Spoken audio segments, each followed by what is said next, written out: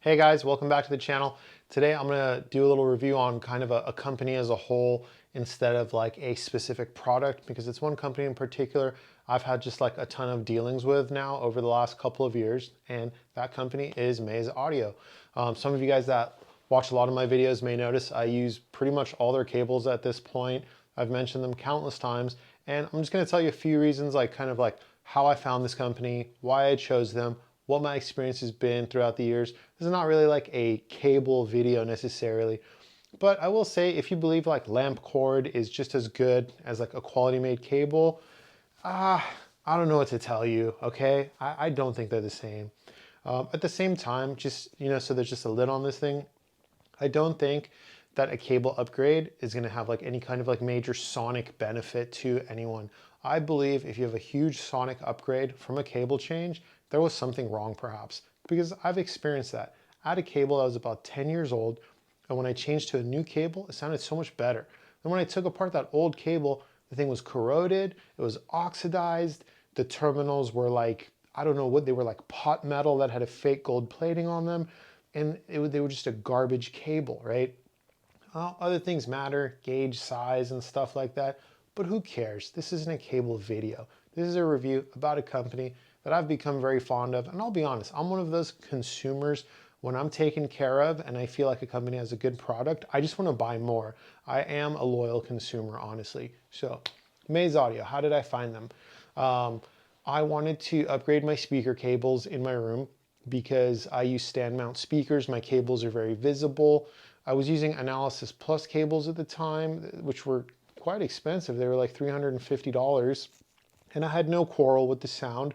They just didn't look that good. They were just very plain. They're ovals or whatever, but I wanted something beefier, honestly, something that just had more aggressive look.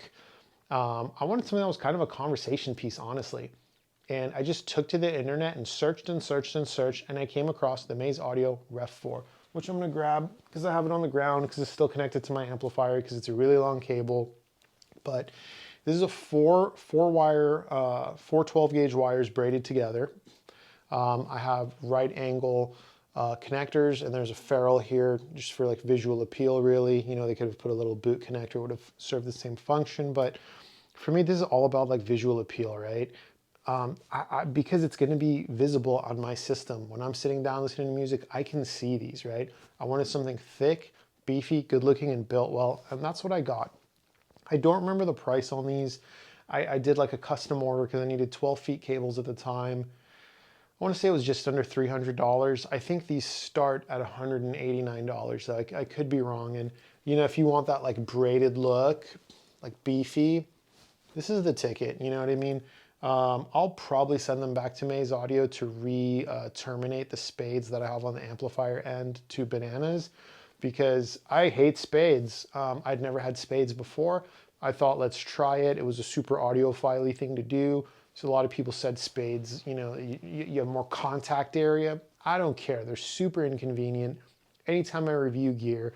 In fact, they're so inconvenient that I literally bought another pair of Maze Audio speaker cables. This is their Eden Series, just like for review, so I can like easily plug and unplug them. These 65 bucks, okay? That's for the pair. I like these a lot too, honestly, because it's like a nice like single like look, but it's like very thick and like braided nicely. Got a little carpet lint on there. You have your like straight banana connectors, which I dig.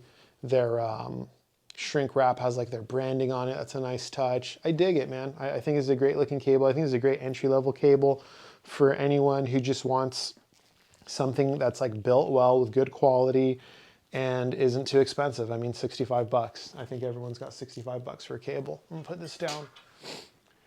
The next thing I'm gonna show you is their interconnect. This is also their Ref4 interconnect. And it again uses like the braided look. All of their Ref4 line is the braided look.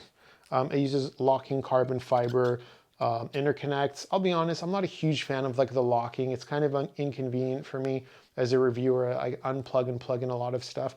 I kind of wish they weren't locking, but hey, you know what? This is how they make them, and this is how I got them. So it is what it is, right? They are marked for positive and ground, And it's just another good looking cable. These are two separate cables, by the way. I have them zip tied together just for like a kind of wire management when they're behind my equipment rack. And I don't know how good that close-up looks to you, but again, I just wanted a good looking cable. I also use Analysis Plus interconnects, and I'll be honest, I A/B tested them. Analysis Plus makes a great interconnect too. I couldn't like really hear any big difference. I have A and B'd these interconnects to like very, very cheap interconnects, like those red and white ones. And I'll be honest, like there is a difference. You don't have to believe me on that, but I know there's a difference with interconnects because I had a really interesting experience with a subwoofer many years ago. I was listening to music casually, so I was using Bluetooth, and my songs would like randomly like fuzz out or skip. It was so bizarre. I had no idea why. And the only thing I had changed is I had added a longer subwoofer cable because I got a new media console, and I had used the, I can't remember what brand it was anymore. I bought it off of Amazon. I think it was Foss Power maybe. I think it was them actually, yeah. It's a thin cable, and I thought maybe it's this damn cable, you know? So I pulled it out, I plugged in another cable, and the problem went away. I did this 2 or 3 times to make sure it was the cable. Maybe that was a shielding issue, I don't know. Either way, to say interconnects make no difference at all, untrue in my experience. Either way, you know, having nice interconnects, I'll be honest, it looks killer and it helps me sleep at night. I believe cumulatively, there is an increase in quality. Let me put these away.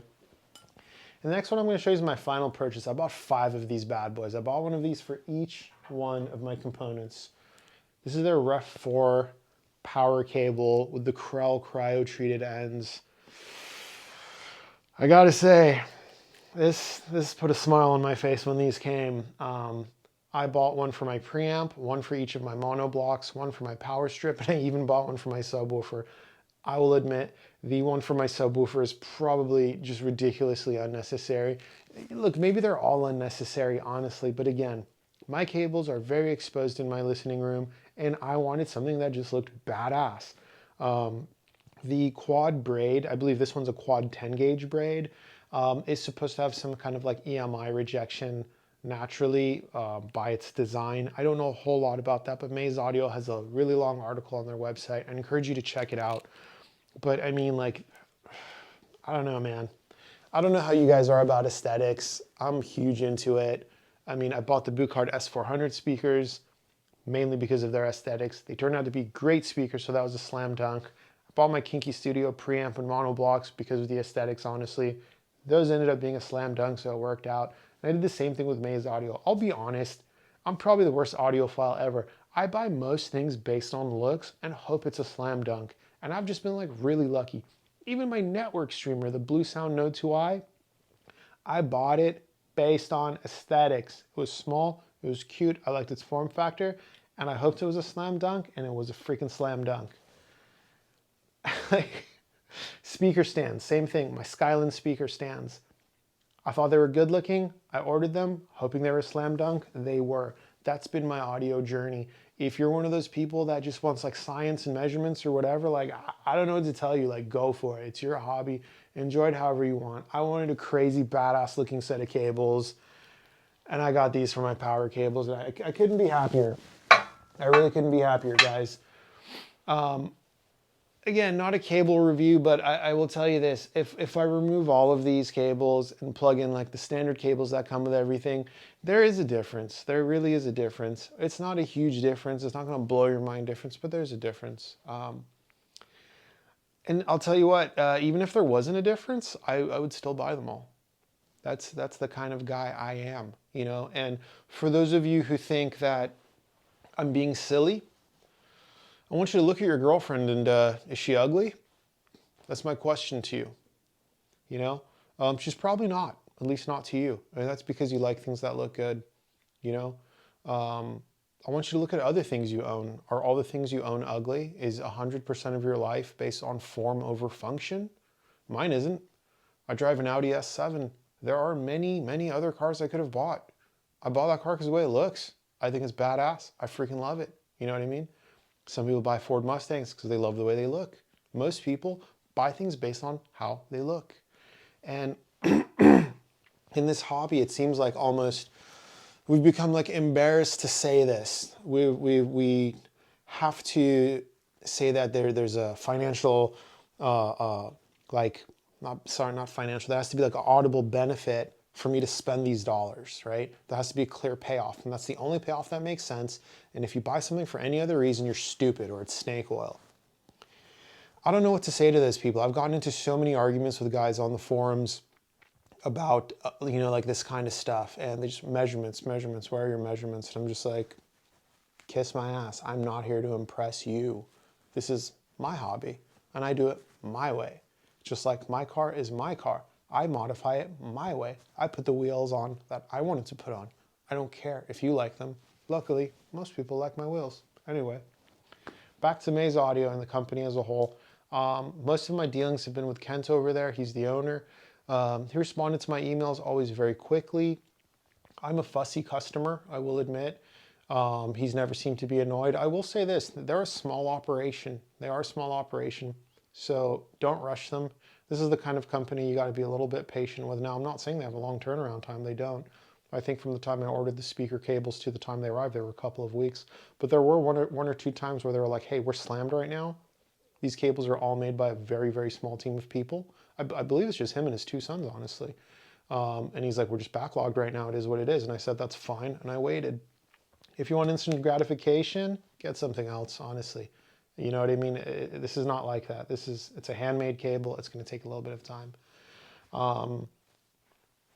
Yeah, I don't know what else I can tell you. It's a great company. I remember one time, honestly, like when I didn't know what preamp I wanted to get, I emailed Kent at Maze Audio and I asked for his advice, and he was more than happy to give it to me. I'm unlucky. I don't really have any audio friends for the most part. I didn't know who to call. I was so like overwhelmed. I'd done so much research, and I emailed Ken, and he sent me back a pretty long email, honestly, on his opinion on the different options I was going to go with. I dig it, man. I dig it. They're audio people over there just like I am. They make a good product out of good components, and they make them properly, and they're priced very reasonably, you know. If you have any questions, ask in the comments. This is essentially just like a shout out video and like a thank you video for a product that I love, a company I like. And like, I'll be honest, like if I couldn't buy their products, I don't know what else I would buy, because nothing else in the market looks as good as their gear, is built as well as their gear for the price they ask for. I don't know. If you disagree with me, post some stuff in the comments. I'd love to see other stuff. Until then, thanks for checking in. Later.